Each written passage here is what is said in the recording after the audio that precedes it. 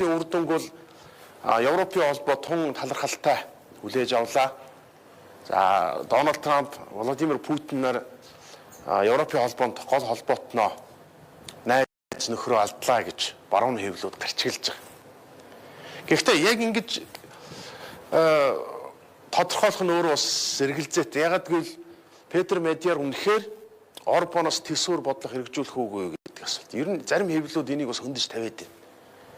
Жишээлбэл Петр Мадияр Европын холбоотой Унгар улс харилцаагаа сайжруулна. За давын өмнө Унгар улсад хуваарьсан 18 тэрбум еврог одоо зарцаачсан байгаа энэ санхүүжилтийг бол авахд гол анхаарал хандуулна гэж ирсэн.